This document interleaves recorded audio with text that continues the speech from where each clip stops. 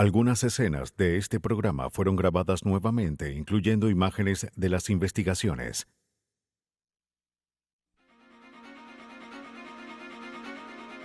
En el desierto de Arizona, un detective debe vincular una escena del crimen con un asesino. Los únicos testigos son dos semillas. Un brutal asesinato en una playa desconcierta a la policía. Un geólogo forense espera convertir un puñado de arena en el testigo de un caso.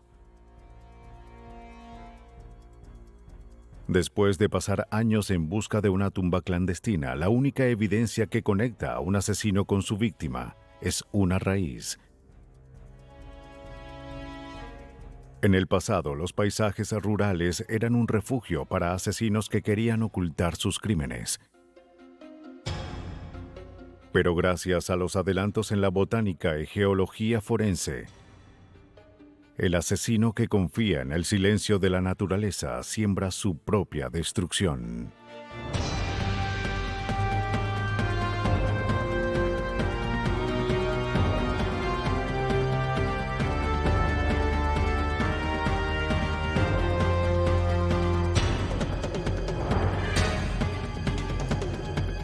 Los nuevos detectives, casos estudiados por la ciencia forense.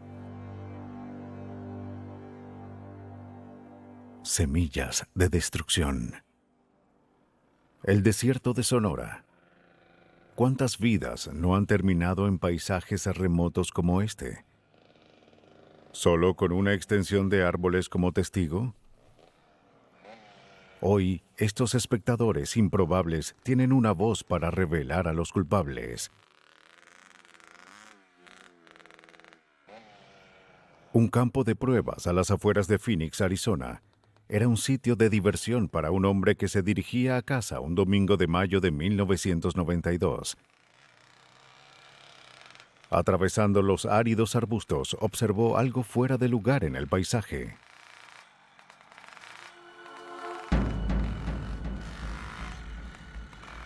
Se acercó para ver.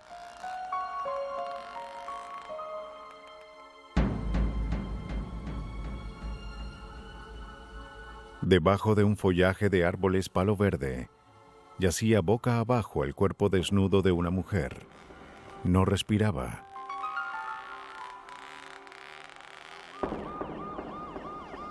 Oficiales del departamento del alguacil de Maricopa llegaron a la escena. De acuerdo a la condición del cuerpo, parecía que la víctima había sido asesinada máximo 12 horas antes. Su ropa estaba esparcida. Sus muñecas y tobillos estaban atados con alambre trenzado y agujetas de zapatos. Parecía que el asesino estuvo algún tiempo con la víctima antes de dejarla allí. El detective Charlie Norton dirigió la investigación. De acuerdo con sus huellas, la víctima fue identificada como Denise Johnson, de 30 años. Estuvo en la cárcel por prostitución. El equipo analizó la escena del crimen por horas. Esperaban encontrar rastros de evidencia que los ayudaran a comprender lo ocurrido. Tenía una camiseta blanca, solo una camiseta envuelta alrededor de su cuello. Parecía que había sido estrangulada. Mientras los analistas buscaban pistas en las prendas, encontraron una pieza fundamental de evidencia que provenía de debajo de la tumba. El sonido insistente de un localizador que rompió el silencio en el desierto.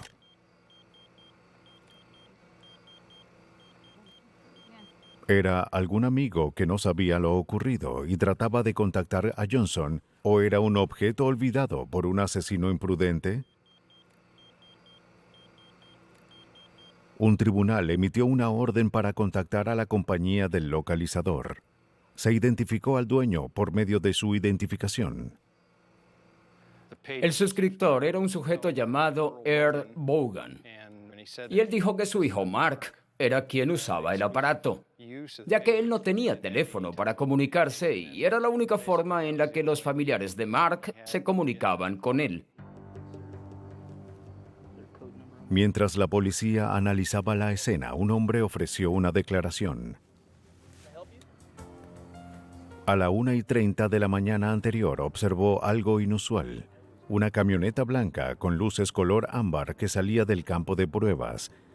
El conductor se llevó de por medio una señal de tránsito y salió por la interestatal. Esto, junto con la información del localizador, dio a Norton algo con qué empezar la investigación.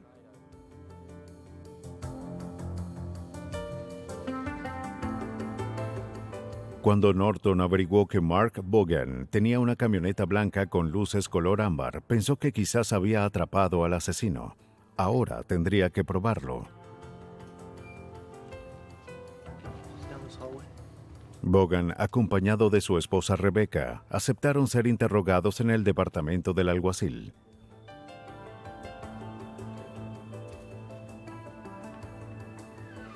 Habla con ella y yo hablo con él. En un interrogatorio recreado en este programa, Rebecca dijo que en la noche del asesinato, Mark llegó a casa a las 2 de la mañana con sangre y marcas en el rostro. Le dijo a Rebecca que estuvo en una pelea en un bar.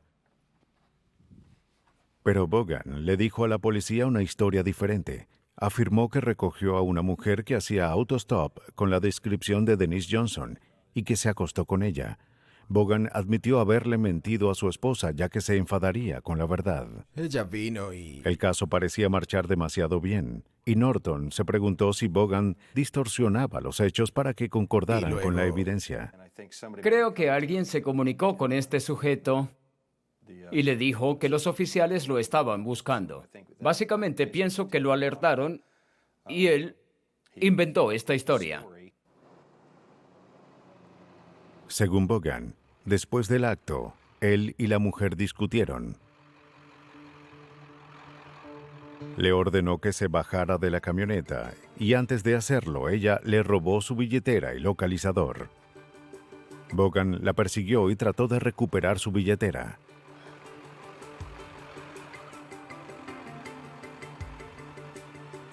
Afirmó haber dejado a Johnson con vida a un lado de la interestatal.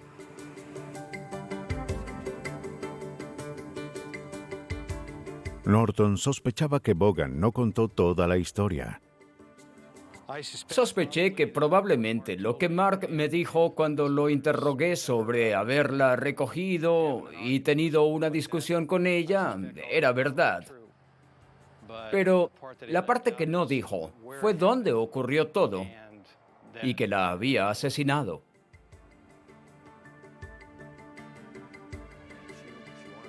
Norton creía que Vaughan era un asesino, pero el sospechoso no era de ninguna ayuda. Vaughan no solo negó haber matado a Denise Johnson, sino que dijo que tenía años sin poner un pie en el campo de pruebas. Irónicamente, la confesión de que había pasado la noche con Denise Johnson hizo que fuese más difícil probar que él la asesinó.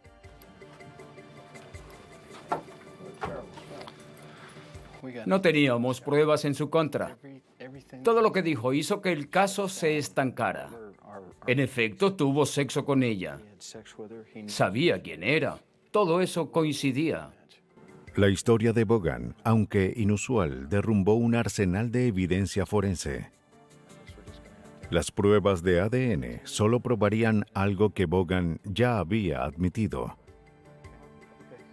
que en la noche del 2 de mayo de 1992, él y Denise Johnson tuvieron relaciones y luego pelearon. La única esperanza que tenía Norton para llevar a Vaughan ante la justicia sería vincularlo a la escena del crimen, una porción de césped de palo verde en el campo de pruebas. La camioneta de Vaughan fue incautada y analizada, pero no se halló nada que relacionara a Vaughan con la muerte de Johnson. Se hallaron 2 semillas comunes de palo verde dentro del auto. Pero cientos de árboles crecen al sur de Arizona. Las semillas pudieron provenir de cualquier parte. No parecían el tipo de evidencia que conectaría a un hombre con un crimen. En busca de evidencia que vinculase a Vaughan con la escena del crimen, el detective Norton regresó al campo de pruebas. Luego tuvo una idea. Al ver un árbol de palo verde con una marca reciente, creyó que después de abandonar el cuerpo de Johnson, la camioneta de Vaughan había rozado el árbol, causando que las semillas cayeran en la parte de atrás de la pick-up. Si un análisis de ADN probaba que las semillas en la camioneta de Vaughan coincidían con las del árbol, Norton y sus colegas podrían refutar la coartada de Vaughan. Pero había un problema. Ese análisis nunca había sido hecho antes. Para atrapar al asesino, Norton habló con Timothy Helen Jarvis, profesor de genética molecular en la Universidad de Arizona.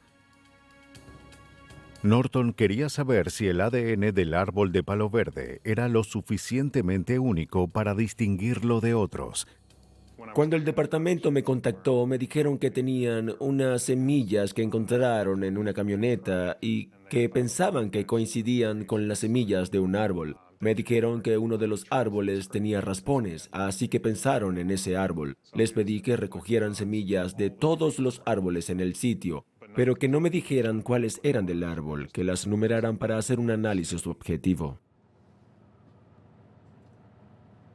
Con una técnica innovadora llamada RAPDS, siglas en inglés de ampliación aleatoria de ADN polimórfico, Timothy obtuvo perfiles genéticos de los árboles y semillas. Los resultados fueron sorprendentes. El ADN del palo verde parecía igual de complejo que el ADN humano. Al parecer, los árboles podían ser diferenciados unos de otros. El doctor Helen Jarvis primero confirmó que las semillas en el auto de Vaughan eran del mismo árbol. Luego comparó su perfil de ADN con el de 11 árboles que se encontraban en la escena del crimen. Cuando el departamento del alguacil nos informó cuál era el árbol, resultó ser el que tenía las marcas sospechosas al principio. Así que este resultado nos animó muchísimo. La evidencia apuntaba cada vez más a Mark Vaughan. Fue arrestado y se organizó una audiencia. Con los hallazgos de Helen Jarvis, la fiscalía estaba ansiosa por confrontar al acusado con la declaración silenciosa de un árbol de palo verde. Pero Vaughan no se rendiría sin luchar. Para atrapar a Mark Vaughan por el asesinato de Denise Johnson, la fiscalía confiaba en la admisibilidad de la ampliación de ADN, un procedimiento legal aún sin probar. El análisis de ADN había sido aprobado en los tribunales de Arizona solo unos meses antes.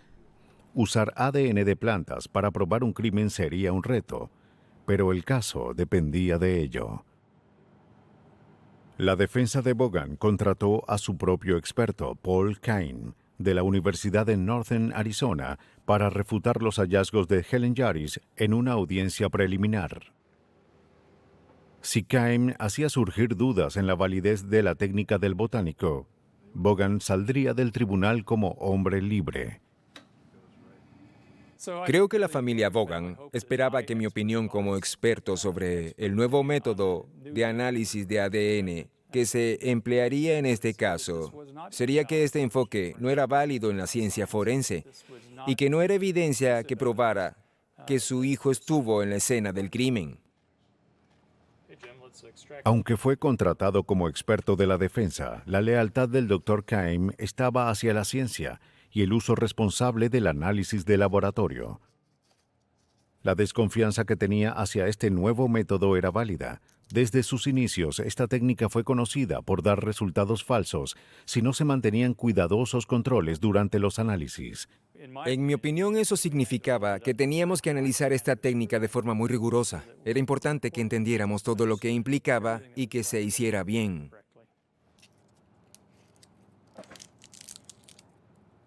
Cuando el análisis se realizaba con extremo cuidado, les daba a los investigadores una extraordinaria herramienta: la habilidad de observar el ADN de un organismo sin conocer la composición genética de esa especie. El primer paso era extraer el ADN de las semillas. Estas debían ser removidas para lograr un análisis exacto.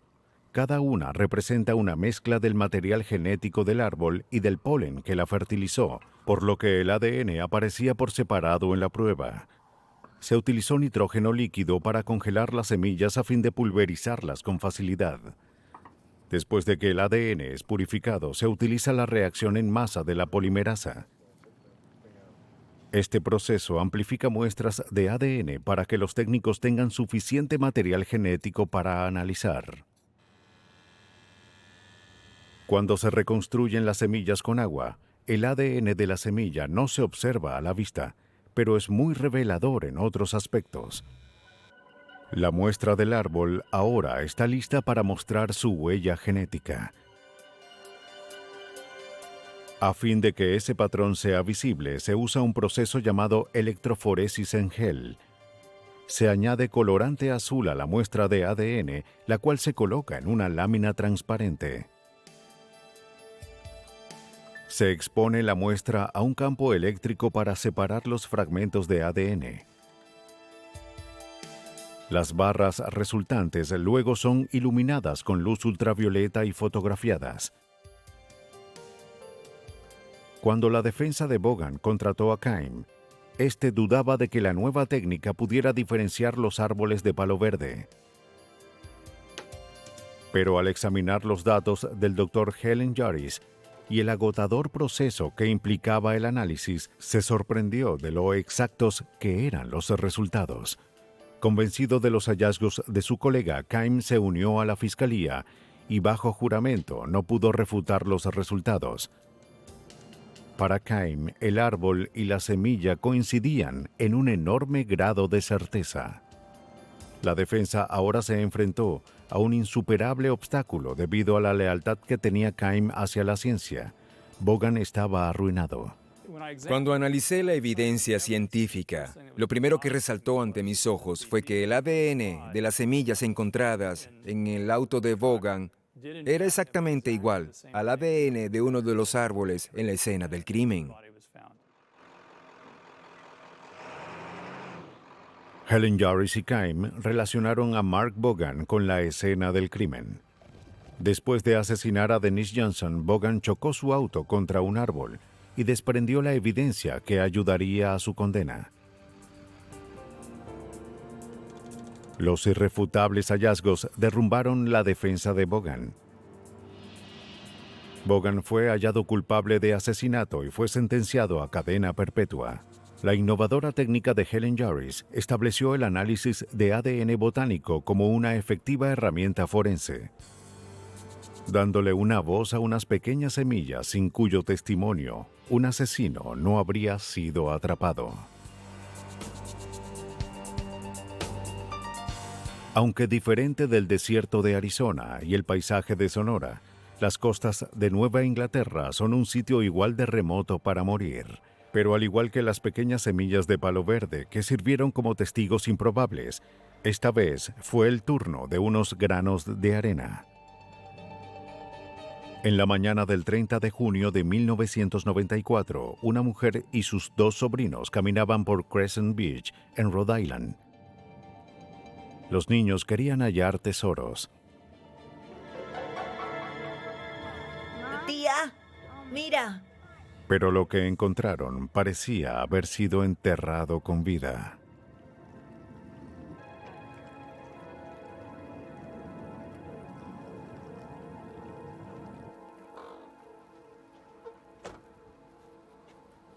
El detective Arthur Clarke de la policía de East Providence fue llamado para investigar el caso de la mujer enterrada. La escena parecía más una novela de Stephen King que lo que el veterano detective había visto hasta ahora. Así que aquí la encontraron los niños. Sí, y la tía nos llamó. A 0.6 metros de la superficie yacía una mujer con un vestido de fiesta rojo. Su vida terminó debido a múltiples golpes en la cabeza. Llegamos a la escena. Confirmamos que era un cuerpo humano. Parecía haber sido enterrado muy superficialmente. Así que informamos al forense y ellos acudieron de inmediato. Los brazos de la víctima sobresalían de la arena y sus manos se estiraban hacia arriba como un último esfuerzo por vivir. Parecía improbable que hubiese sido enterrada viva. El forense concluyó que en su condición la víctima no tendría la fuerza para atravesar la arena con las manos. Alguien la había colocado en esa posición como la escena de una película de terror. El asesino parecía haber dejado una marca, pero lo que quería transmitir era indescifrable. Había un patrón circular en la arena alrededor del cuerpo. En él yacía un reloj con las manecillas detenidas a las 12. Pero para los detectives no había tiempo que perder. Parecía algún tipo de grotesco ritual. Temían que fuese el principio de una serie de asesinatos. Debían trabajar a fin de detener al criminal antes de que atacara nuevamente. En esta etapa inicial, las pistas más importantes podían ser confundidas con desperdicios. Se recogieron colillas de cigarrillos, envolturas de dulces y vasos de plástico, junto con muestras de la superficie y el interior de la tumba. En ese momento no sabíamos qué era evidencia y qué no era evidencia, así que como precaución recogimos lo que pudiera ser una evidencia. No quiero que alguien se acerque al lugar, ¿de acuerdo? Pero antes de comprender el terrible escenario, Clark debía averiguar más sobre la víctima. No tuvo que ir muy lejos. Cerca de las 8 de esa noche, un caballero llamado Christopher Hotter, quien vivía en Pawtucket, Rhode Island, llamó a la policía para denunciar que su esposa había desaparecido. La mujer desaparecida era Kendra Hotter, de 30 años. De una fotografía, Clark la reconoció como la víctima. De acuerdo con su esposo, Kendra y él vivían más como compañeros que como pareja. Debajo de la fachada de una relación feliz yacía un matrimonio sin amor, unido por necesidades económicas y obligaciones parentales. Acordaron salir con otras personas. Christopher Hotter declaró que Kendra tenía una cita la noche en que murió. Voy a salir. La policía descubrió que conoció a su cita a través de un anuncio personal. El divorciado caucásico se describía como un padre alegre y atractivo. Esperando añadir una pizca de romance a su vida, ella lo contactó y acordaron una cita. En la noche del 29 de junio, Kendra escribió el nombre y el número telefónico de su cita para su esposo. La tarjeta decía Gary. El detective Clark identificó a Gary como Gary Dazon, un conductor de camiones que vivía con su madre y hermano en Cumberland. Le dijo a la policía que tuvo 3 citas con Kendra Hotter, pero negó haber estado con ella la noche del asesinato. Hola, señor. El agradable Dazon hizo lo que pudo para ayudar a Clark y dijo que sabía que Kendra y su esposo tenían problemas maritales. Mencionó que quizás Christopher Hotter era el asesino. Cuando Dazon le dijo a Clark que estuvo en la playa donde el cuerpo fue encontrado, Clark le pidió que lo acompañara a la estación. Después de su primera declaración, hubo varias cosas que no tenían sentido. Había inconsistencias entre lo que nos dijo y lo que estábamos descubriendo. Durante un interrogatorio recreado en este programa, Dazon negó haber estado con Kendra Hotter la noche del homicidio. Sin embargo, mientras conversaban, cambió su historia. Admitió haber salido con ella esa noche, pero que la dejó cerca de las 11 de la noche. Pero eso contradecía las declaraciones del esposo de Kendra. Según él, ella no llegó a casa esa noche. Todo indicaba que Dazon fue la última persona en ver con vida a la víctima. Los detectives no se rindieron. El detective Billy Du y yo hablamos con el individuo por 4 horas esa noche. El hombre no llegó a mostrar emoción alguna. Él habló muy bien. Era articulado, era educado, tranquilo. No estaba para nada nervioso. Esa es la verdad. Clark continuó interrogando a Dazon, y cuando pasaron 5 horas del agotador proceso, Dazon finalmente dio una confesión. Él y Kendra estaban haciendo castillos de arena cuando un ruido los sorprendió, y accidentalmente la golpeó en la cabeza. Asustado, enterró su cuerpo en la arena.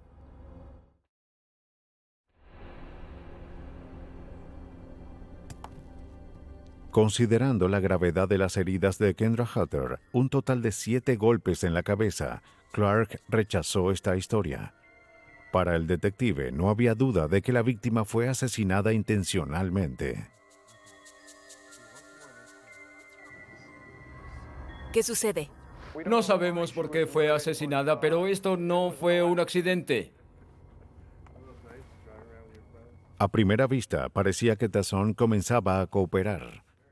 Pero su declaración no tenía sentido, y Clark no sabía qué pensar.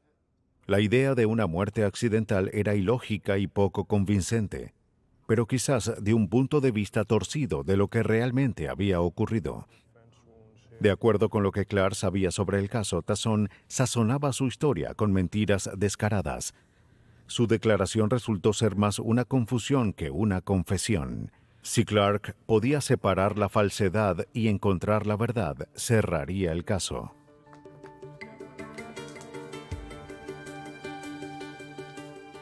Pero por ahora, tenía que seguirle la corriente y ver hasta dónde llegaría Tazón. Con el pretexto de cooperar, el sospechoso llevó a la policía a un terraplén, donde afirmó haber lanzado la pala. Parecía otra táctica para retrasar el caso, pero sí se halló una pala.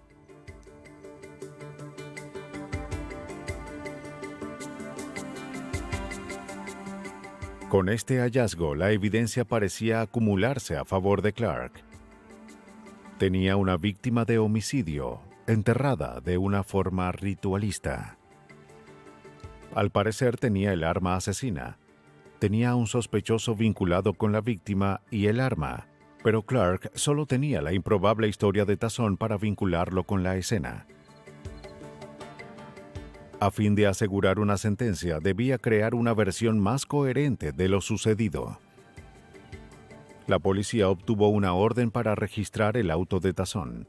Hallaron poca evidencia, que no era más que un puñado de arena. Parecía que Clark encontró la evidencia que necesitaba. Era hora de ir a juicio. Pero cuando el juicio empezó en enero de 1997, Tazón se retractó, afirmando que fue obligado a confesar a cambio de inmunidad. Tazón reformuló su historia y explicó que la arena llegó a su camioneta luego de haber pasado una noche con otra mujer en la playa. Además, dijo que la pala era solo una pala. La policía no podía refutarlo. El detective Clark de pronto sintió que el caso ya no estaba a su favor. Sin la confesión de Gary Tazón, el detective Clark y la policía de Rhode Island debía considerar el caso como si la confesión no hubiese existido. Para vincular a Tazón con la escena se necesitaba evidencia sólida, pero lo que tenían era un puñado de arena. Clark sabía que la respuesta estaba allí, pero no podía descifrarla. Formar un caso con una evidencia tan inusual iba más allá de los recursos de su pequeño departamento. Debía llamar a los expertos. Envió la evidencia al laboratorio de geología del FBI, el único en su clase en el país. Allí, el geólogo Bruce Hall examinó la pala, la manta, muestras de la escena y la arena encontrada en el auto de Tazón. La policía de East Providence, Rhode Island, nos pidió comparar la tierra o la arena en estos objetos con muestras conocidas de arena que recuperaron de la escena. En este caso era de una playa. Ver el pasado en un grano de arena. Esta era la misión de Hall.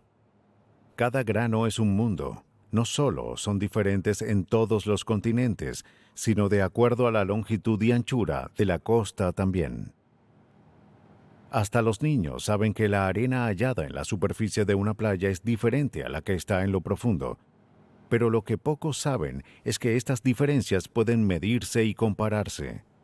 Teníamos las muestras de la tumba. Como se trataba de una tumba, eran muestras tridimensionales. Había unas que fueron tomadas en diferentes lugares en la superficie. Luego formamos un perfil de ellas. Hicimos un agujero en el suelo de casi 90 centímetros. Tomamos muestras de varias profundidades. Si los granos de arena encontrados en el auto del sospechoso provenían del fondo de la tumba, en lugar de la superficie de la playa, como Tazón afirmó, Hall se daría cuenta. Para atrapar a Tazón, Hall se concentró en las muestras de arena tomadas del fondo de la tumba. Si coincidía con la arena en los objetos de Tazón, Clark lograría su objetivo. El análisis geológico tiene 3 enfoques.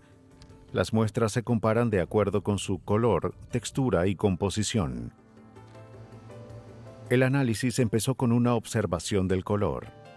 Esta primera prueba no requiere equipos sofisticados, pero es esencial para descartar muestras que no tienen importancia en el caso de Tazón. Observamos estas muestras bajo diferentes tipos de luz, a la luz del día, con luz fluorescente, luz incandescente, y comparamos su color.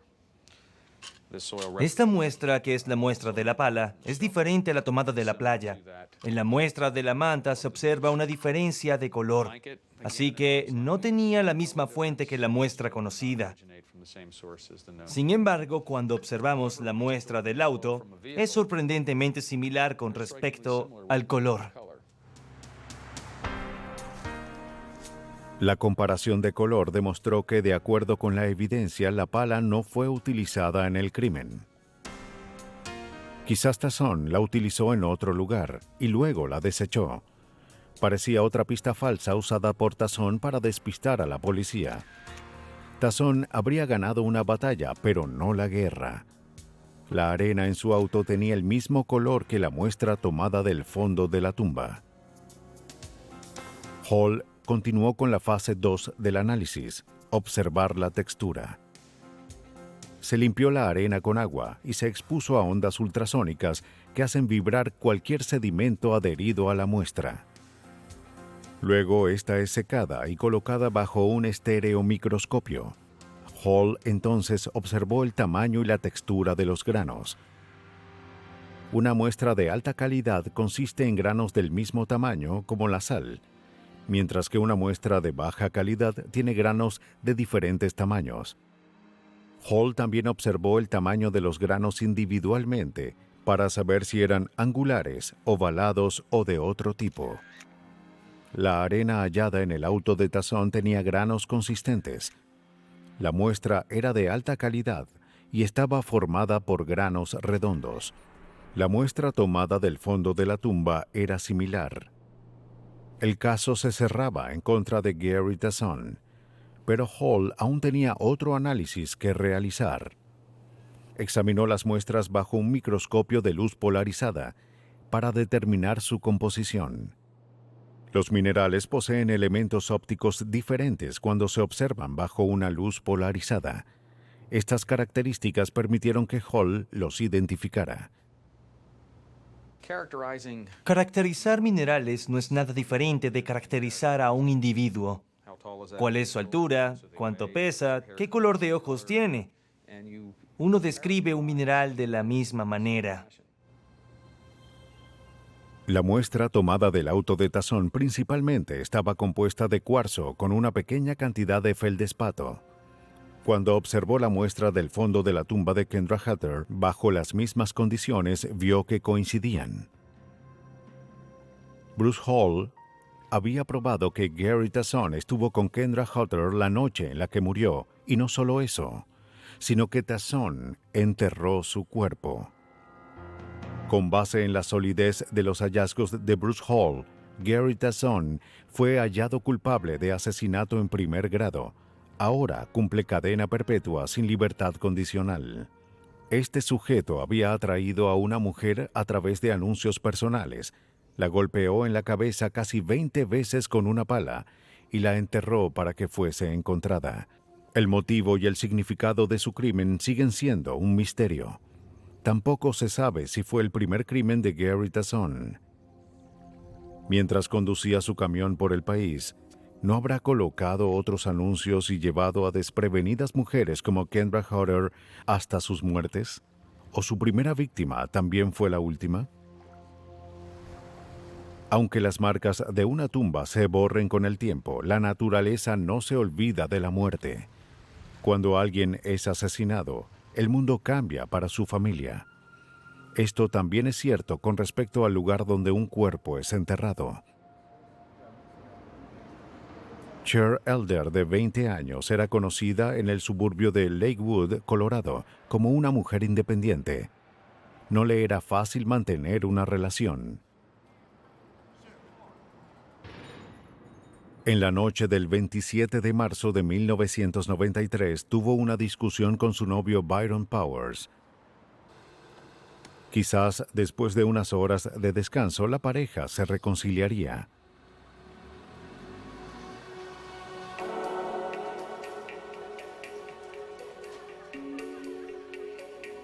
Para calmarse, Cher se dirigió a Central City, un pueblo de mala fama a una hora de las montañas rocosas.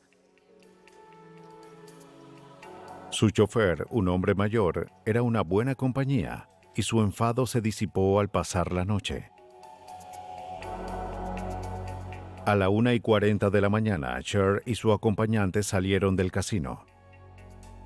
Pero ella se uniría a la lista de personas desaparecidas. Los días pasaron y no había señales de Cher. Su padre denunció su desaparición a la policía de Lakewood. Se asignó al detective Scott Richardson. Los casos de personas desaparecidas son complicados. Richardson no quería gastar todos los recursos de su departamento solo para descubrir que la joven solo se había marchado del pueblo para calmarse. Era una investigación difícil. Saber hasta qué punto hay que involucrarse en el caso, qué recursos utilizar cuando una persona desaparece y no descubrir que solo descansaba en alguna playa de Miami. Pero Richardson tenía el presentimiento de que Cher no estaba de vacaciones. Su objetivo principal era identificar al hombre que la vio por última vez. Una cámara de vigilancia en un casino capturó su imagen. No sabíamos quién era ese sujeto, y fue la última vez que ella fue vista con vida. Un amigo la vio en el casino con este hombre. El sujeto fue identificado como Thomas Luther, un conocido del novio de Cher, Byron Powers. Cher conoció al hombre mayor poco antes de su desafortunado viaje a Central City. Cuando averiguó el historial de Thomas Luther, Richardson sintió que ya no buscaba una persona desaparecida. Buscaba un cadáver. Cher había elegido al hombre equivocado para que la consolara. Thomas Luther era un conocido agresor sexual y había salido recientemente de prisión por atacar y violar a una joven. En la cárcel afirmó que cuando saliera, la policía no encontraría a su próxima víctima. Esta vez, se aseguraría de ocultar el cuerpo donde nadie lo encontraría. Richardson no lo permitiría. Nuestro objetivo era tratar de encontrar el cuerpo de Cher Elder por dos razones: para juzgar al culpable y por su familia. Richardson interrogó a Luther, quien afirmó que después de salir del casino dejó a Elder en la casa de su novio. El auto de Luther fue incautado y examinado, pero no se hallaron pruebas que indicaran un asesinato. Las semanas pasaron y Richardson no se rindió. Aunque tenía poca evidencia, saber que la joven estaba en algún lugar lo impulsó a continuar. Para atrapar a un ingenioso criminal como Luther, Richardson sabía que debía aumentar el nivel de ansiedad del sospechoso, lo que haría que regresara a la tumba para echarle un vistazo. El día anterior llamé a Luther y le hablé con mucha confianza, intencionalmente. Le dije: encontramos evidencia y quiero que venga mañana a las 9 de la mañana, esperando que se preocupara y cometiera un error. Richardson logró que su presa saliera de su madriguera. Un informante le dijo que Luther planeaba ir a la tumba la mañana siguiente. Si el cuerpo había sido encontrado, se iría del estado de inmediato.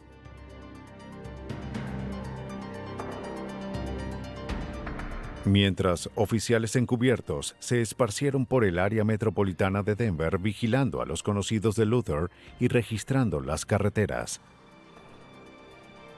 La mañana siguiente, la policía observó a un hombre dentro de un auto estacionado. Luego vieron a Luther salir de los bosques y subir al auto.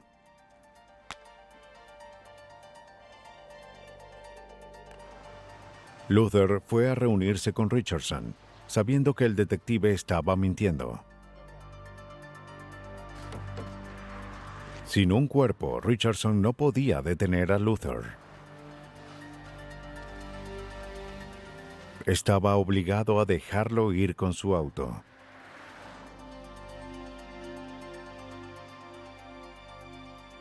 Los meses pasaron y no hubo avances en el caso, mientras el sospechoso se marchó del estado. Con cada día que pasaba, parecía más probable que el lugar donde estuviese Cher Elder continuase siendo el secreto de su asesino. Lo único que impulsaba a Richardson a continuar era que confiaba en que Cher Elder estaba enterrada en algún lugar de Empire Valley, pero encontrarla en el escarpado terreno sería una ardua labor. Es un valle de 24 kilómetros de longitud y al entrar allí, al buscar la posible ubicación de la tumba, solo hallamos rocas desprendidas y más rocas, y había tantas áreas donde un cuerpo pudo ser escondido que se convirtió en un laberinto. Semanas de exploración en Empire Valley dejaron a los detectives con las manos vacías. Encontrar a Cher Elder en este escarpado terreno requería un tipo de experticia que gastaría los recursos de cualquier departamento de policía.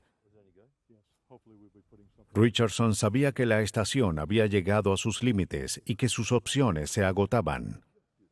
Pero no estaba listo para tirar la toalla. El persistente detective tuvo una última idea. Contactó a NecroSearch, un equipo de élite de científicos que usaban varias disciplinas para localizar tumbas. NecroSearch existe ya que un grupo de oficiales y de científicos unieron fuerzas y desarrollaron una mejor forma de encontrar cuerpos enterrados y evidencia.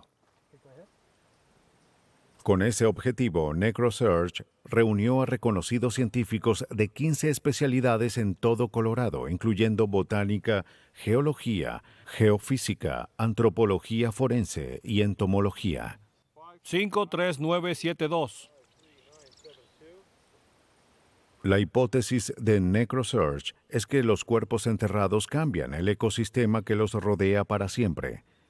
El suelo encima de una tumba puede hundirse con la nieve o la lluvia. Plantas específicas pueden florecer en el cuerpo descompuesto. 53969. Luego llegan los insectos. Este era un caso único. Tomó todos nuestros esfuerzos, todos los recursos que podíamos pedir a otras agencias. Por eso pedimos la ayuda de NecroSearch. Era muy simple. Esta es una comunidad muy grande. Es el área metropolitana y no somos expertos en buscar tumbas. No hemos tenido muchos casos de tumbas en la ciudad.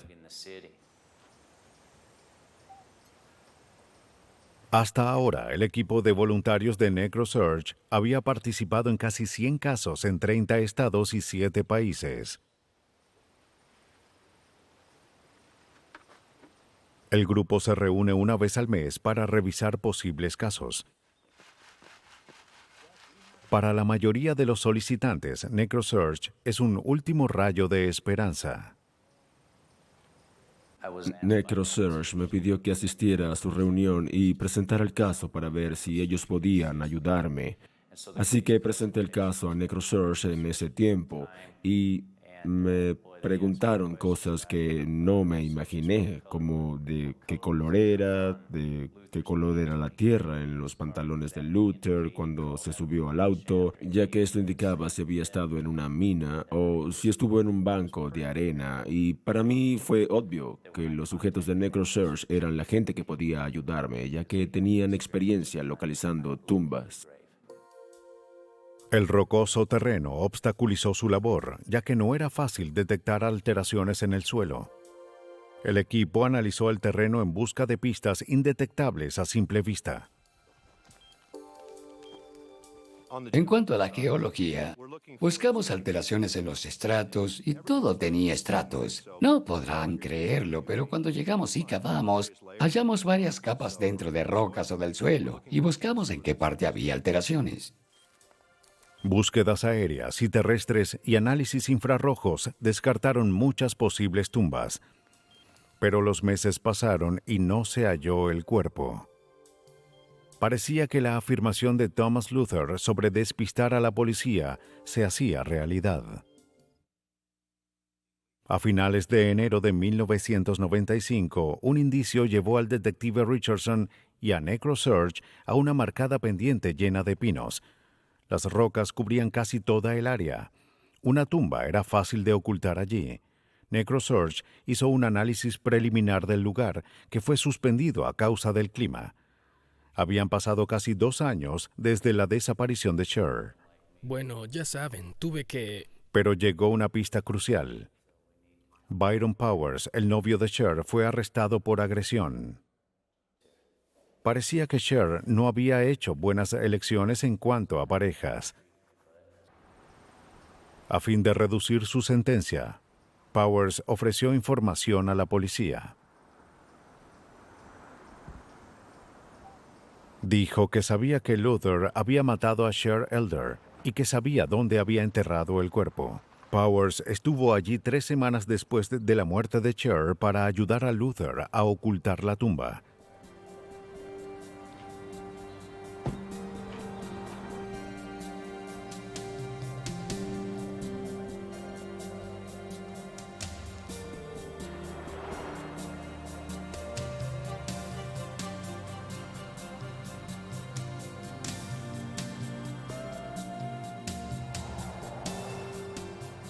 Powers llevó a Richardson justo a un lado del punto donde NecroSearch se había rendido.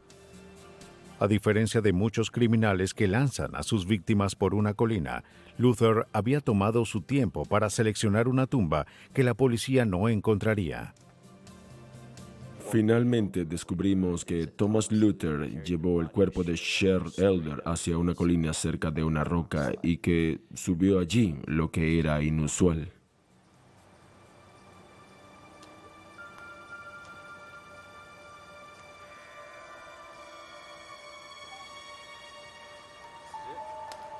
La pila de rocas que Powers señaló estaba a menos de 30 centímetros del lugar que Richardson y NecroSearch analizaban antes de que el clima los obligara a rendirse.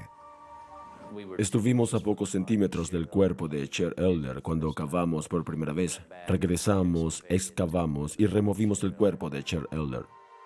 Como si fuese una excavación arqueológica, el equipo marcó el lugar y procedió a excavar como en los viejos tiempos.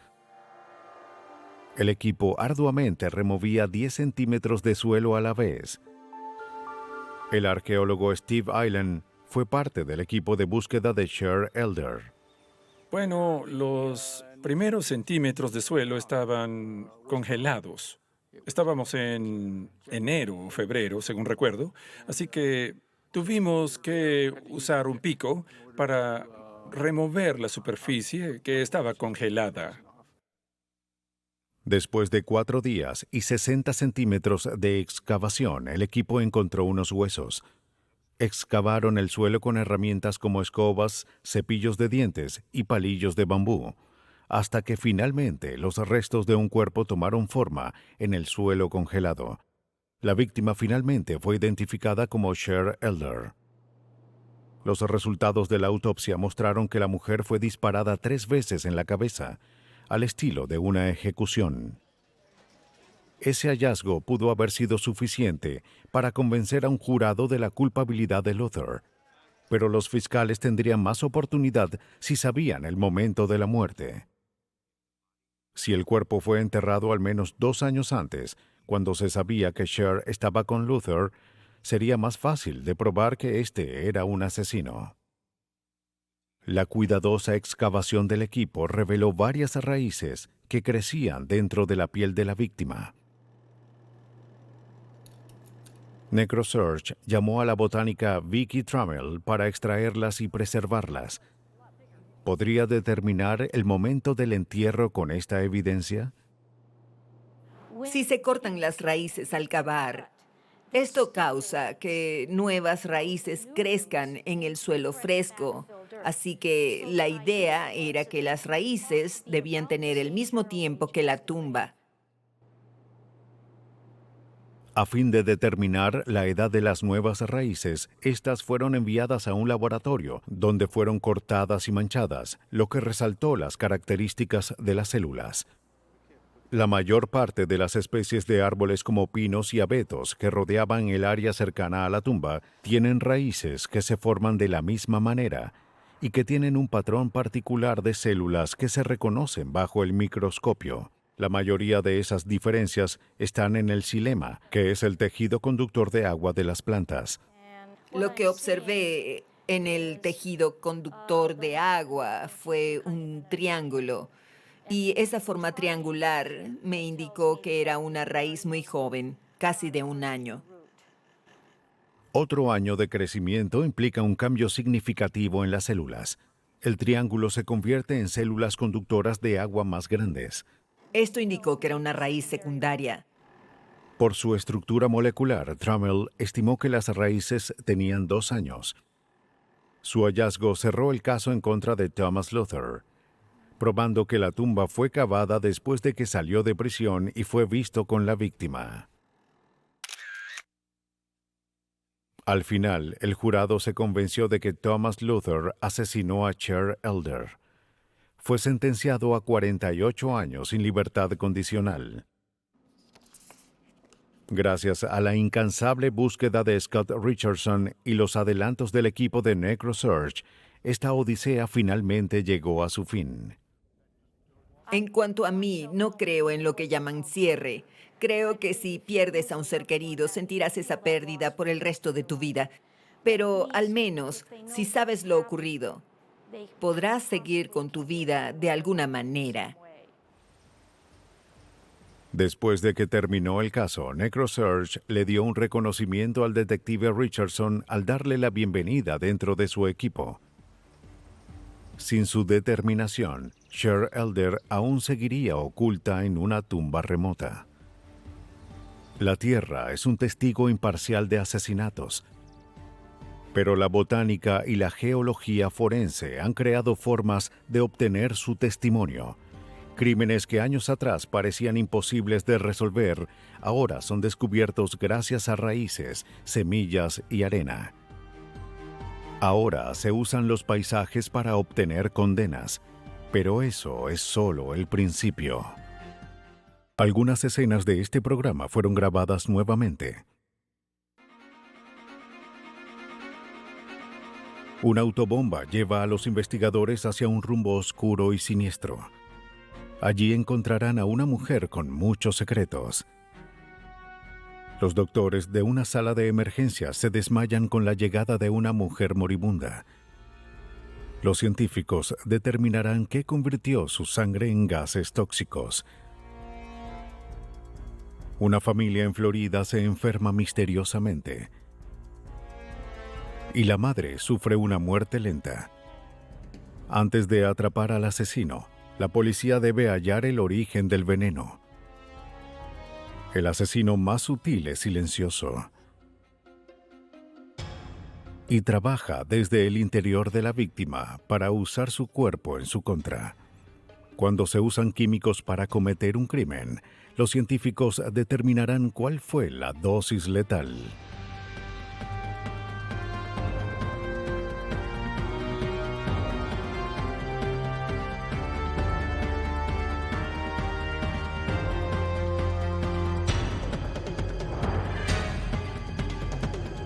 Los nuevos detectives, casos estudiados por la ciencia forense. Dosis letal. Me llevaré esto. Sí. La noche del 28 de Está junio de bueno, ¿cierto? 1983 empezó en celebración.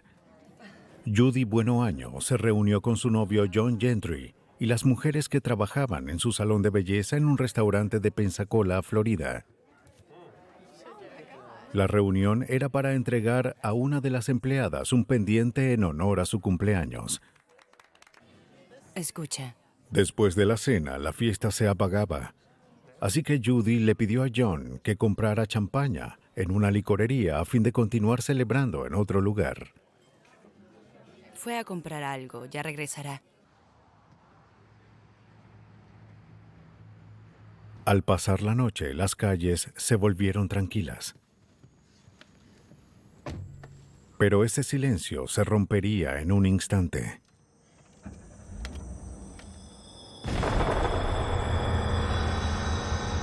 Oficiales y paramédicos llegaron a la escena. Gentry fue llevado al hospital. Una bomba había explotado a sus espaldas.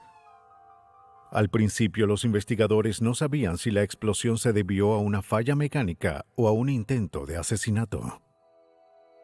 Pero aún un simple vistazo a la escena reveló que esto no fue un accidente.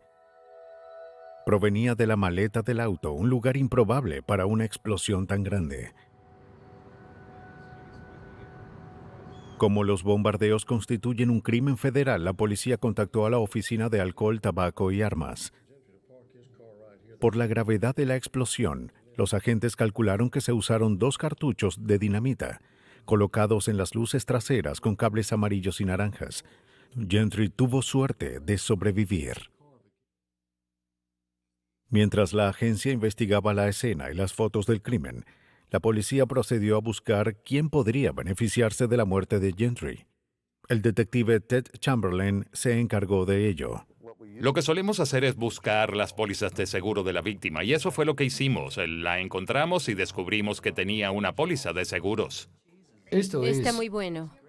La beneficiaria era Judy Buenoaño, la novia de Gentry.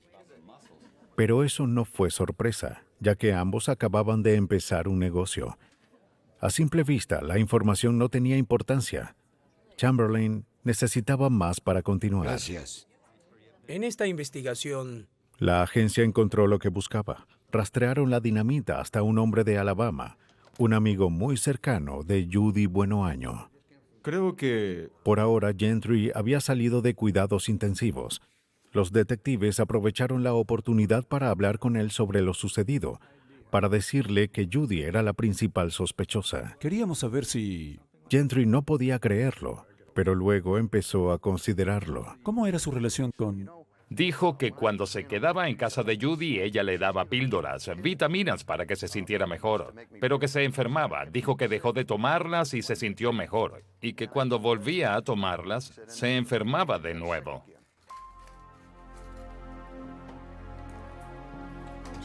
Gentry se había enfermado tanto que tuvo que ir al hospital. Allí se recuperó por completo, aunque su doctor no sabía qué era lo que tenía. Pero cuando regresó a casa, tuvo una recaída. Estas son para ti. Finalmente dejó de tomar las píldoras y se recuperó. Pensó que ya sus días con dolencias se habían terminado, pero luego su auto estalló. Pensando que había una conexión, el detective le preguntó a Gentry si conservó las píldoras. ¿Es su socia de negocios? De hecho, sí lo hizo. Supuestamente eran un suplemento de vitamina C. Chamberlain las envió al laboratorio del FBI. De otra forma. Descartar sustancias es más fácil que hallar la correcta.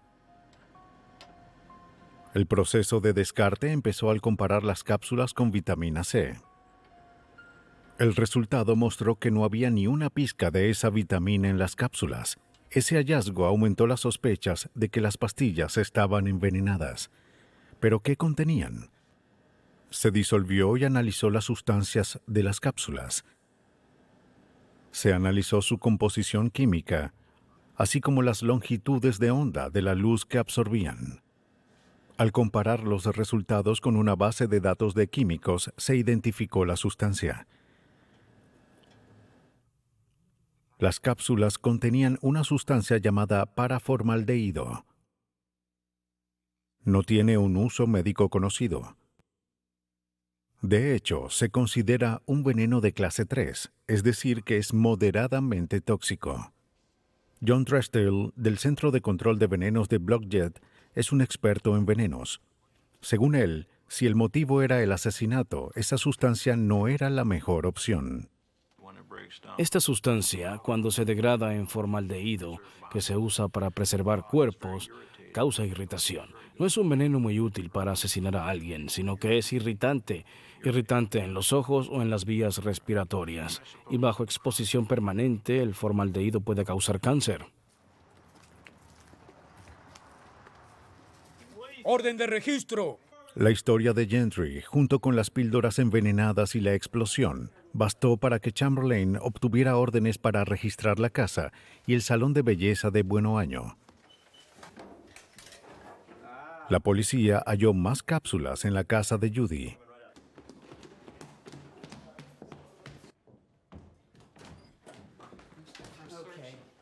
Revisaré el closet. ¿Será que hallaremos algo?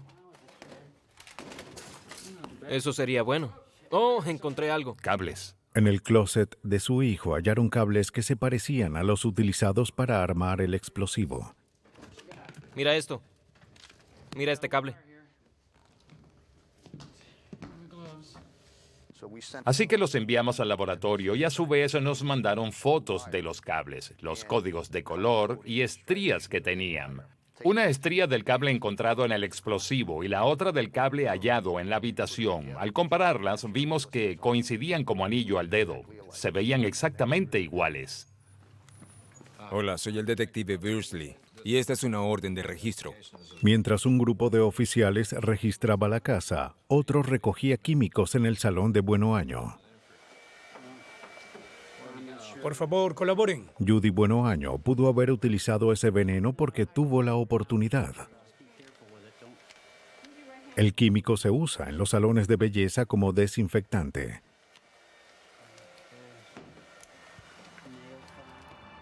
Con la evidencia de la bomba y el veneno, la policía tenía lo que necesitaba para arrestarla. El explosivo la convirtió en sospechosa de un crimen federal. La jurisdicción de la ATF se extendía de Florida a todos los 50 estados.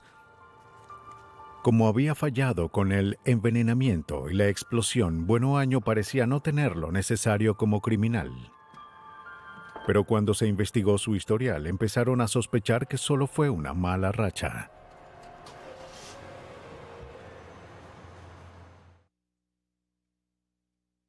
Cuando se difundieron las noticias del arresto de Judy, el detective Chamberlain recibió una llamada de la madre de uno de sus exnovios en Alabama, llamado Bobby Joe Morris, un hombre que había muerto misteriosamente.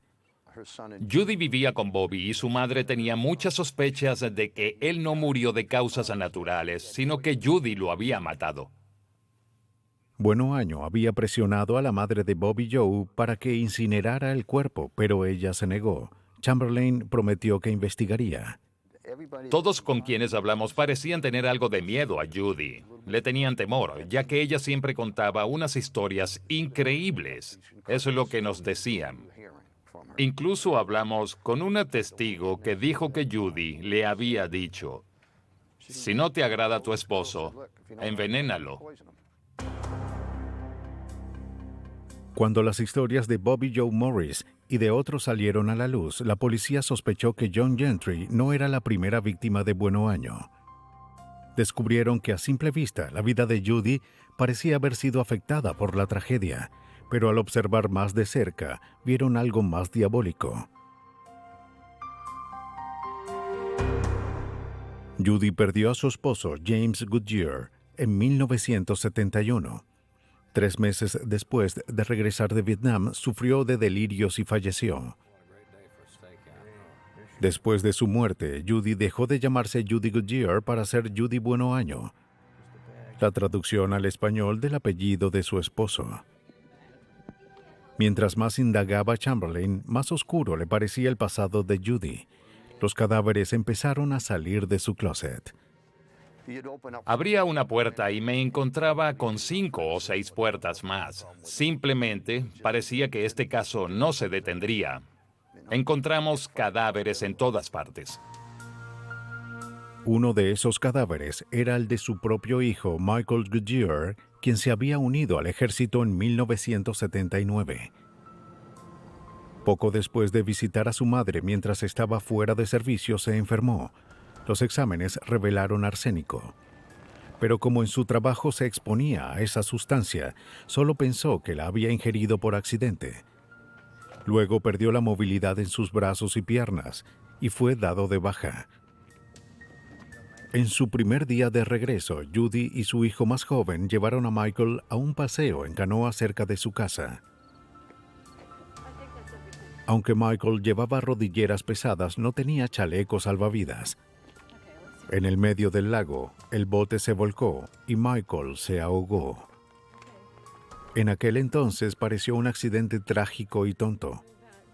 Pero ahora Chamberlain no estaba tan seguro. Demasiados hombres en la vida de Judy Buenoaño habían muerto. Cuidado. Un patrón siniestro tomaba Bien, forma. ahora llevaremos el bote a... Mientras Judy esperaba su juicio por el intento de homicidio de John Gentry, Chamberlain reunió evidencia de asesinatos por los que pudo haberse salido con la suya hasta ahora. El detective descubrió que el esposo de Judy, James Goodyear, tuvo síntomas que coincidían con muchos diagnósticos, entre ellos envenenamiento por arsénico. Si había sido envenenado, la evidencia fue enterrada con él. 12 años después de su muerte, su cuerpo fue exhumado en busca de evidencia. Cuando se exhuma un cuerpo para buscar metales pesados, como plomo, arsénico, antimonio, se trata de elementos. Los elementos existen desde la creación del sistema solar. Se pueden detectar hoy al igual que hace 250 millones de años. 250 millones de años hasta ahora. Así que cuando se exhuma un cuerpo en busca de arsénico, si la sustancia estaba en el cuerpo cuando murió, estará allí hasta que se desintegre. Se había realizado una autopsia al cuerpo de Goodyear cuando murió, pero el forense no buscaba venenos, así que no halló ninguno. Casi cualquier sustancia es venenosa en exceso, así que no se puede usar un solo análisis para detectar todos los venenos. El analista debe conocer los síntomas a fin de delimitar su examinación y buscar venenos específicos. El arsénico suele concentrarse en el corazón, hígado, pulmones y riñones. Se tomaron muestras de estos órganos para analizarlas. El arsénico puede matar a una persona en 1 hora o en 1 año, dependiendo de cuánto ingiera. Una sola pero gran dosis mata con mayor rapidez que pequeñas dosis suministradas en un tiempo prolongado. Una muerte rápida indica que el veneno tuvo menos tiempo para dañar los órganos. La muerte lenta de Goodyear reveló que su envenenamiento había sido prolongado. La terrible condición de sus órganos lo confirmó. El diagnóstico fue crucial e incriminatorio, ya que descartaba un envenenamiento accidental. Como James y Judy Goodyear vivían en la misma casa, parecía razonable que ambos hubiesen estado expuestos al arsénico si existía ese riesgo. Pero Judy nunca mostró síntomas. Luego el forense trató de determinar cuánto arsénico había en el organismo de Goodyear. El cabello y uña de la víctima proporcionaron una medida útil. Se removió una uña completa del cuerpo y se disolvió en ácido. La solución resultante fue colocado en un instrumento llamado espectrómetro de absorción atómica, que determinó la concentración de arsénico en la muestra.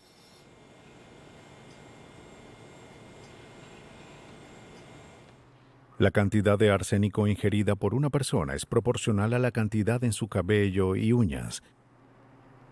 El forense notó que los niveles eran muy altos como para haber provenido de su entorno. Y como las uñas crecen progresivamente, se valió de ellas para saber por cuánto tiempo Goodyear fue envenenado. Determinó que la porción contaminada del cabello era consistente con un crecimiento de 3 meses. James Goodyear había regresado a casa 3 meses antes de morir. La evidencia indicaba que Judy no perdió tiempo en deshacerse de su esposo. Poco después de realizar la autopsia a James Goodyear, se exhumaron los cuerpos del novio y posible segunda víctima, Bobby Joe Morris. Su cabello y uñas tenían suficiente arsénico para matar a 11 hombres. Parecía que por un periodo de 12 años, Judy Buenoaño logró envenenar a 2 hombres y que había envenenado y ahogado a un tercero. Había otros hombres en su vida que murieron de forma misteriosa, pero ella nunca fue enjuiciada por sus muertes.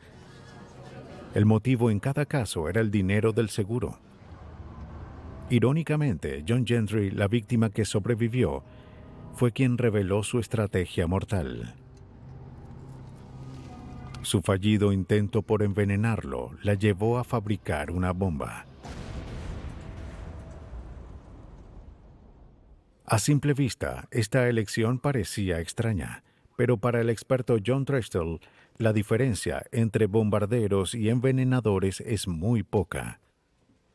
Personalmente creo que el perfil psicológico de un bombardero es muy similar al de un envenenador. ¿Qué es un veneno sino una bomba química que no hace ruido? El efecto es el mismo, destruyes a la víctima. Sí, es por aquí.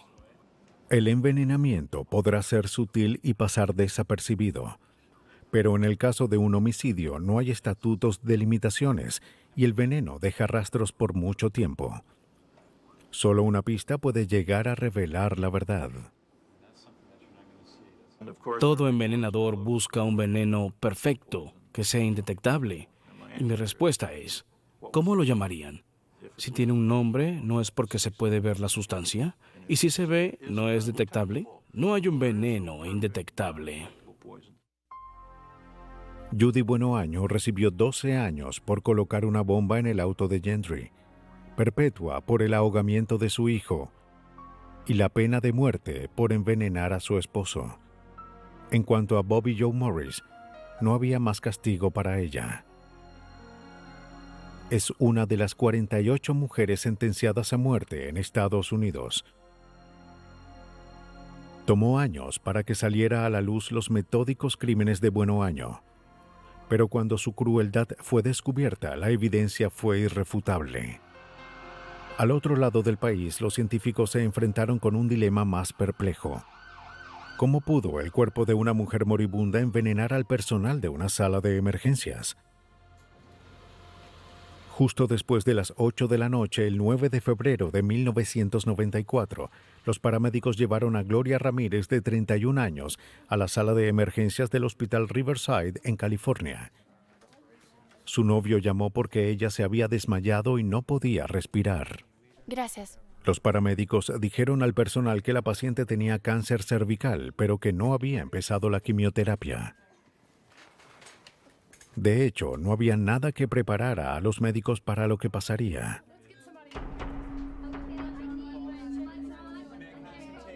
Cuando Ramírez llegó a la sala de emergencias, tenía una máscara de oxígeno en su rostro. Luego su ritmo cardíaco empezó a caer y los médicos trataron de volverlo a la normalidad, pero no funcionaba. Una enfermera tomó una muestra de sangre. Y allí fue cuando el caótico orden en la sala de emergencias desapareció. El cuerpo de Ramírez empezó a tener una apariencia grasosa. La enfermera que extrajo la sangre dijo que había un olor extraño. Le entregó la jeringa a una doctora. Luego se desmayó.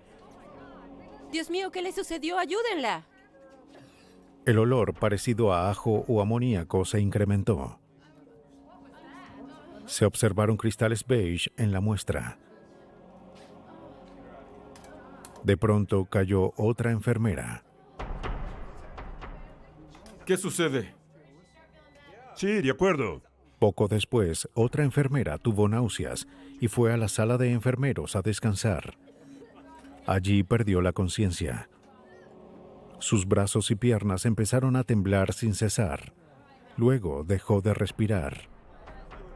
Después, uno de los doctores sucumbió. Ramírez aún no había sido estabilizada. ¿Qué Se sucede? declaró una ¿Pero qué emergencia y sucede? médicos corrieron a ayudar al personal y a atender a Ramírez. ¡Vamos! ¡Vamos, pronto! ¡Vamos! Mientras se evacuaba la sala de emergencias, las camillas inundaban el estacionamiento. Incapaces de detener el extraño incidente, Riverside envió a su personal y pacientes a otros hospitales. Los médicos se convirtieron en pacientes. El caos reinaba. En medio de todo yacía una inconsciente mujer moribunda. 15 minutos después de tener contacto con Gloria Ramírez, 27 de los 37 miembros del Hospital Riverside sufrieron síntomas extraños. La terapeuta respiratoria Maureen Welch fue una de ellos. Al despertar, me sentí muy enferma. Temblaba sin cesar, tenía náuseas y no podía respirar. No podía ver bien en ese momento. Solo podía ver si algo estaba cerca de mí. Está bien, todo está bien. No había nada que explicara qué pudo haber causado los síntomas. Muchos de los afectados se recuperaron con rapidez. Otros pasaron semanas en el hospital. 35 minutos después de la llegada de Ramírez al hospital, esta fue declarada muerta. La crisis había pasado, pero quedaba el misterio. 8:35. Su cuerpo fue sellado en 2 bolsas plásticas y un ataúd hermético antes de ser llevado a la morgue del hospital.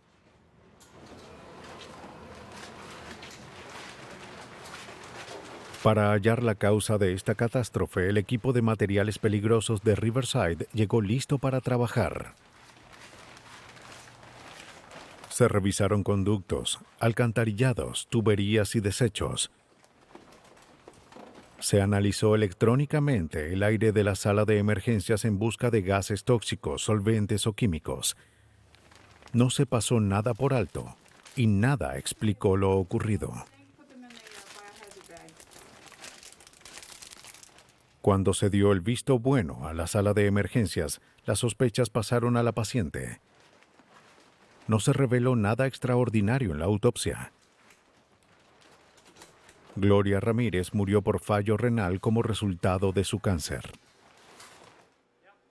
Listo. Descontentos con los resultados y desesperados por una explicación, oficiales del hospital enviaron muestras de sangre y tejidos de Ramírez al Laboratorio Nacional Lawrence Livermore, a 97 kilómetros al este de San Francisco. Se añadieron solventes a la muestra de sangre. Se disolvieron químicos orgánicos en la sangre, quedando solo agua y células sanguíneas. El resultado mostró una cantidad altamente concentrada de químicos en la sangre. Brian Anderson es el director del centro. En nuestro laboratorio hay herramientas analíticas muy precisas que nos permiten observar cada químico extraído en la muestra de sangre y determinamos la estructura química e incluso las concentraciones más mínimas de las muestras. Para identificar los químicos usaron un doble enfoque. Primero se calentó la muestra de sangre de Ramírez en un cromatógrafo de gases hasta que se vaporizó. Como cada químico se vaporiza a ritmos diferentes, los componentes se separaron.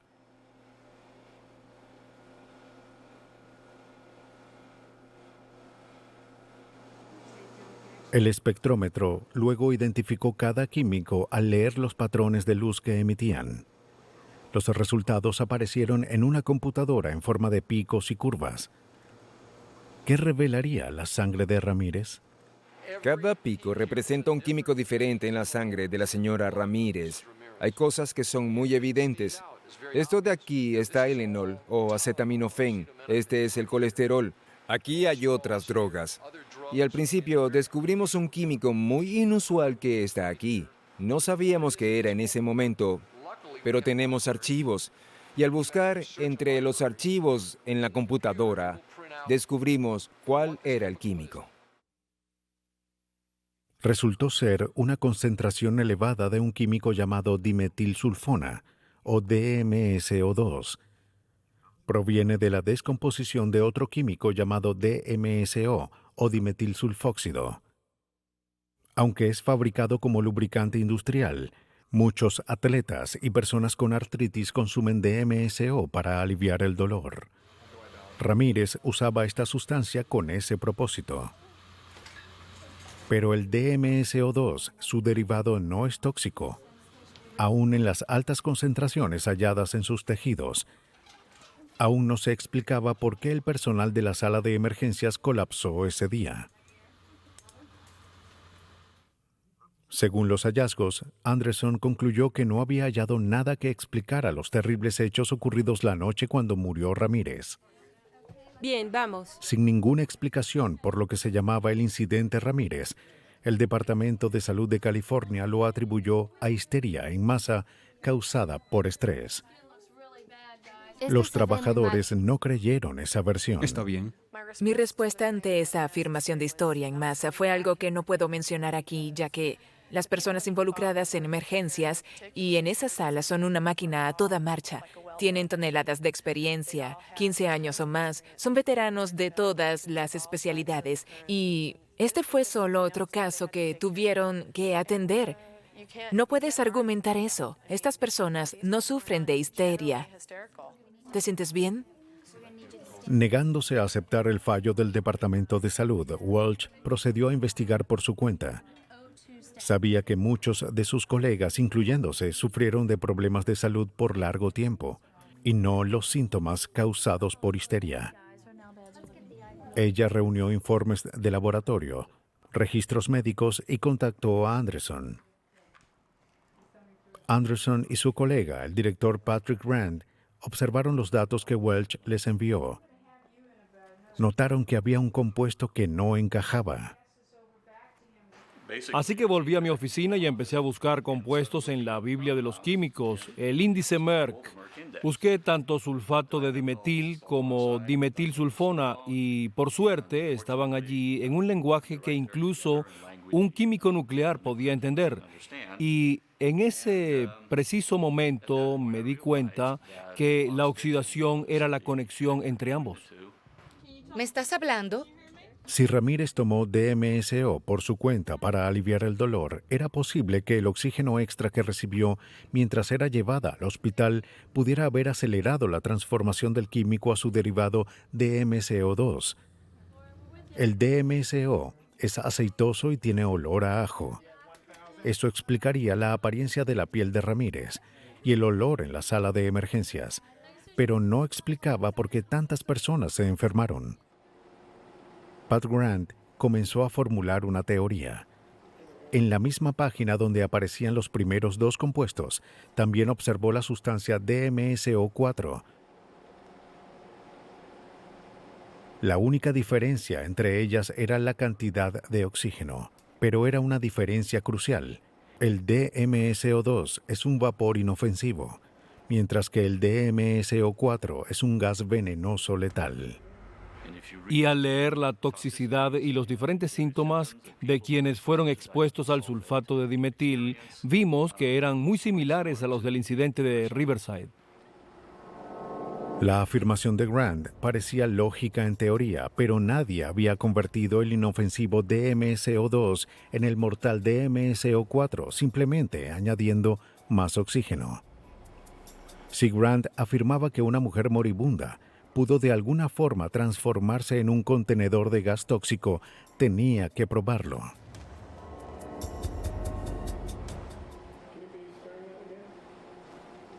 Los científicos del Laboratorio Nacional de Lawrence Livermore tenían una ardua labor por delante para averiguar si el DMSO2 pudo convertirse en DMSO4. En la sala de emergencias debían recrear las condiciones en los últimos minutos de vida de Gloria Ramírez. El trabajo fue asignado al químico analista Rich Whipple. El primer obstáculo era la naturaleza de ambas sustancias. Mientras que el inofensivo DMSO2 se disuelve en la sangre, el DMSO4 no lo hace. Así que, ¿cómo pudo este compuesto estar en el organismo de Ramírez? La respuesta es que era imposible. Creemos que ella tenía DMSO2 en su sangre y cuando esta fue extraída de su cuerpo, se convirtió en DMSO4. Si era cierta esta hipótesis, todo ocurrió en la jeringa. Con una sustancia que sustituyó la sangre humana, Whipple realizó un experimento para mostrar cómo el cambio de la temperatura pudo cambiar la composición del químico. La temperatura del cuerpo mantenía el DMSO2 disuelto en la solución, pero la temperatura más fría de la sala produjo cristales similares a los descritos por uno de los miembros del personal. La sangre en el interior del cuerpo de Ramírez era de 37 grados Celsius, pero la porción extraída con la jeringa bajó a 18 grados, la temperatura de la sala de emergencias. El drástico cambio en la temperatura pudo haber causado la formación de cristales en el DMSO2. Todos los detalles de la teoría parecían tener lógica, a excepción de un punto crucial. Whipple no pudo producir ninguna cantidad detectable de DMSO4. Pero los exámenes de laboratorio no pueden recrear un incidente a la perfección. En la sala de emergencias, la más mínima cantidad de DMSO4 pudo bastar para enfermar a todos los trabajadores. Solo la 10ª parte de un gramo puede ser letal. En dosis más pequeñas, esta sustancia puede causar daño prolongado a los nervios y otros problemas de salud. Aún después de un año del incidente de Ramírez, algunos miembros del personal tenían síntomas. Grant cree que esto prueba aún más que todo fue causa de un químico, y no de histeria en masa u otro problema psicológico. En comparación con otras teorías que se formularon antes, creería más en nuestra hipótesis que en un incidente de histeria en masa en un personal de experiencia. Aunque los hallazgos de Grant ganaron aceptación, muchos esperaban más pruebas antes de estar convencidos. Hasta entender el mecanismo de la letal transformación, aún existe una pequeña probabilidad de que el incidente Ramírez se repita. Los hechos en la sala de emergencias de Riverside muestran cómo pueden ocurrir riesgos biológicos de las formas más improbables.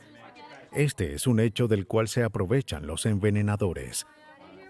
Como cualquier cosa puede ser un veneno, el asesino puede ocultar su arma a simple vista. Hola, ¿cómo estás? Bien, ¿y tú? El 23 de octubre de 1988 a las 7 de la mañana, Peggy Carr llegó a un restaurante en Alturas, Florida, donde trabajaba como camarera. Mientras esperaba para empezar, empezó a sentirse mal. Pensé que estaba bien. Pronto sintió ardor en las piernas y un dolor fuerte en el pecho. Pensó que sufría de un ataque al corazón. Uno de sus clientes, que fue médico en el ejército, revisó su pulso y le dijo que lo que la afectaba no era su corazón. No lo sé. Pero el dolor aumentó. Peggy fue enviada a casa a descansar. ¿Qué sucede? El dolor era insoportable y la familia de Peggy la envió al hospital. Me siento terrible. Fue hospitalizada y puesta bajo Me observación. siento cada vez peor. 16 horas después de presentar síntomas, Peggy Carr prácticamente estaba incapacitada y su médico no sabía qué hacer. 3 días y muchos análisis después, los doctores ni se acercaban a realizar un diagnóstico. Me siento peor. Luego, sorprendentemente, los síntomas de Peggy empezaron a desaparecer. Es que... Y mi pecho. Fue enviada a casa. Pero una semana después, el insufrible dolor regresó. fue enviada de vuelta al hospital. Además del intenso dolor en sus extremidades, su cabello comenzó a caer y no podía moverse. Los análisis no mostraron nada negativo. Los doctores pensaban que un virus había infectado su sistema nervioso. Ella le dijo a su neurólogo que sentía como si caminara sobre carbones ardientes. La descripción le hizo pensar en algo que había leído. Decidió hacer un último examen de envenenamiento por talio. El talio es un elemento natural encontrado en el suelo y el agua. Su forma purificada está estrictamente regulada. Antes de 1972, cuando fue prohibido en Estados Unidos, era usado en venenos para ratas y hormigas. Los análisis mostraron que el organismo de Peggy Carr tenía 20,000 veces la cantidad de talio que se esperaba encontrar. El veneno estaba destruyendo su sistema nervioso. No había cura. Al principio, el envenenamiento de Peggy fue considerado accidental. Análisis en sus familiares revelaron que todos tenían rastros de la sustancia. No te creo. La policía del condado de Polk y el Departamento de Salud registraron la casa de Carr a fin de hallar la fuente del veneno. El detective Ernie Mincy dirigió la investigación. Nuestro único objetivo era identificar el veneno y removerlo del entorno a fin de evitar que otros se contaminaran. Durante el siguiente mes, los investigadores tomaron muestras de comida, agua y suelo de la casa y vecindario de Carr. Todo fue enviado al laboratorio. Después de una impaciente espera, todos los exámenes resultaron negativos. Los investigadores estaban desesperados por hallar el origen del veneno. Mientras, Peggy ya no podía respirar y había caído en coma. La búsqueda por el veneno continuó. ¿Cuántos otros no se enfermarían antes de que fuese encontrado? Entre los objetos hallados en la casa había botellas retornables de Coca-Cola. Una de ellas estaba rota. ¿Habías visto algo así antes? Todas tenían un residuo en el fondo. También fueron enviadas al laboratorio. Las botellas se unieron a las docenas de objetos incautados de la casa de Carr. Se hizo el mismo análisis a cada uno. Todos fueron descartados. Los investigadores esperaban tener mejor suerte con las botellas. En busca de la sustancia, se disolvió el residuo en ácido nítrico. Se colocó una muestra en un tubo de grafito y se vaporizó. Luego se alumbró una lámpara con un filamento de talio en el tubo. El análisis consiste en el principio de que todo compuesto emite una cierta onda de luz. Se usó un instrumento llamado espectrómetro para medir la cantidad de luz absorbida por la muestra. Mostró que las botellas contenían una cantidad 11 veces mayor de la toxina que la esperada. Finalmente, la fuente del veneno había sido encontrada. ¿Cómo llegó la toxina allí? ¿Había otras botellas iguales, esperando ser consumidas? Mincy temía que hubiese una catástrofe en la compañía o una manipulación malintencionada. Con la ayuda del FBI y la compañía Coca-Cola, se rastrearon los números de vuelta a la tienda, el depósito y la planta embotelladora. No se halló nada sospechoso. No había más botellas contaminadas y ningún otro informe de envenenamiento. Las botellas solo estaban en el hogar de los Carr. Pero ¿quién pudo haberlas envenenado? Un envenenador debe tener contacto con el entorno de la víctima a fin de colocar la toxina. Por esa razón, la mayoría de los envenenamientos ocurren entre familiares. Eso es absurdo. Debido a eso, las sospechas cayeron en Pye Carr. ¿Se te ocurre algo? Tenemos solo 3 meses. Pye fue el segundo esposo de Peggy. Llevaban pocos meses de casados cuando Peggy se enfermó, pero parecía que su luna de miel había terminado.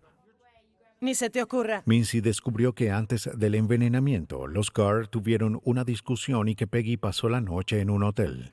Cuando los primeros síntomas aparecieron, Pai casualmente estaba fuera del pueblo pescando.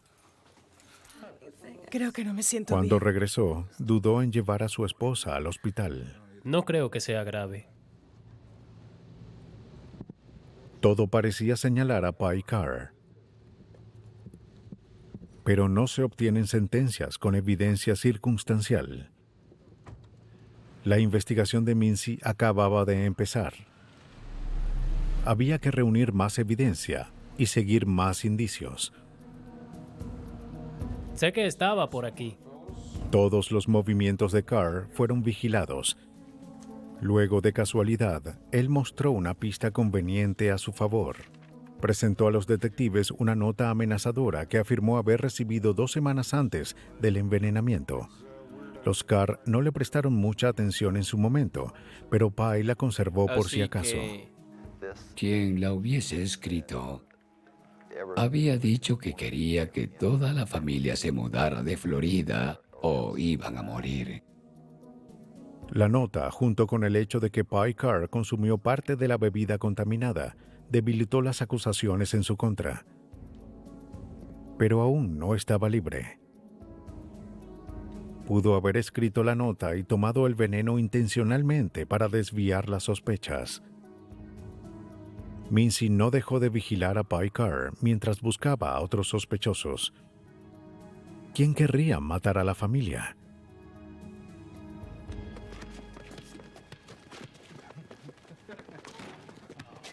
Mincy descubrió que los Carr no se llevaban bien con sus vecinos, George Trepal y su esposa Diana. ¿Por qué tienen esa música con un volumen tan alto? Semanas antes del envenenamiento, Peggy y Diana casi pelearon debido a la música ruidosa de los Carr. Ni siquiera es de noche. Pero eso no parecía bastar para un intento de homicidio. Señor Trepal. A fin de averiguar más sobre el conflicto entre los vecinos, Mincy visitó a George Trepal. La reacción de Trepal ante el tema fue inesperadamente agresiva. Empezó a hablar sobre lo problemáticos que eran esos jóvenes y sus pueblerinos padres que vivían a su lado. Los jóvenes eran un desastre, tenían la radio a todo volumen. Luego Mincy le preguntó si creía que alguien quisiera lastimar a la familia. No me importa lo que hagan. Y mencionó la carta amenazadora que los Carr recibieron semanas antes del crimen. Dijo exactamente lo que estaba en la nota. Nadie más sabía de su existencia a excepción de los oficiales. En ese momento, George Trepal se convirtió en el sospechoso principal. Pero Mincy no tenía nada en su contra, al igual que con Pai Carr. Así que empezó a investigar el sorprendente pasado de Trepal. Trepal era un hombre excéntrico a quien le gustaba crear juegos y diseñar escenarios. También pertenecía a Mensa, una sociedad de personas cuyo coeficiente es de los más altos del mundo. Él y su esposa eran químicos entrenados. No solo eso, el genio había apartado tiempo para diseñar una de las operaciones de anfetaminas más grandes en el sureste. El talio a veces se usa para crear anfetaminas. Según John Strachtel, Trepal tenía los medios y la inteligencia para tramar un envenenamiento. Pueden escribir el guión de un crimen. Ella estará allí, comerá esto y luego hará esto, mientras yo haré aquello. Planear este crimen requería un enorme grado de inteligencia. No era un crimen brutal, era mental, no de fuerza. Pero ¿cuál sería su motivo? En sus registros de prisión, Mincy halló una carta que Trepal escribió en la que se quejaba de los radios de los otros reclusos. Aunque era difícil de creer, parecía que la música alta era algo que no soportaba. El 3 de marzo de 1989, Peggy Carr murió después de estar en coma por 3 meses. Mincy ahora debía probar que Trepal era un asesino. Sin nada más que evidencia circunstancial, Mincy no podía obtener una orden para registrar la casa de Trepal. La única forma de resolver el caso era superar el genio del sospechoso. Después de varios meses de investigar a George Trepal, Mincy estaba convencido de que él envenenó a Peggy Carr. Lo que necesitaba eran pruebas. Pero Trepal era muy listo para dejar pistas a simple vista. Mincy debía entrar en su casa y en su mente. Para hacerlo, necesitaba a alguien que se ganara la confianza del supuesto asesino y luego la traicionara. Para esta táctica mortal, confió en la agente especial Susan Gorek. Ella se convirtió en Sherry Wynn, una mujer a punto de divorciarse quien contaba con Trepal como consuelo. Ella lo conoció en una fiesta organizada para miembros de Mensa. El tema era el asesinato. Aprendí mucho sobre su personalidad, sus hábitos y sus conocidos. Una de las cosas que aprendí fue que él tenía un enorme ego. Usé mi personalidad de Sherry para enfrentar ese ego y que hablara más. Y luego me aproveché de eso. Te preguntaré algo, espero no incomodar. La amistad surgió lentamente y Gorek se vio obligada a ser Sherry Wynn por todo un año, mientras vivía atemorizada de que Trepal se diera cuenta del engaño, ya que su vida estaba en riesgo. Poco a poco reunió evidencia para armar un caso, esperando que confesara, pero los meses pasaron y no logró mucho. A mí me gustaría. Obtuve muchas pruebas pequeñas declaraciones que colocadas juntas eran sorprendentes, pero si se analizaban por separado, no hacían mucha evidencia. Como si jugara un interminable juego de ahorcado, Gorek poco a poco dibujó a Trepal como el asesino. Pero aún después de un año esperaba añadir el último trazo crucial para ganar el juego. Pero, ¿cómo lo hago? Lo que tienes que hacer es... Finalmente, en diciembre de 1989, Gorek obtuvo el indicio que necesitaba. Trepal y su esposa se mudaron del pueblo y alquilaron su casa a Sherry Wynn.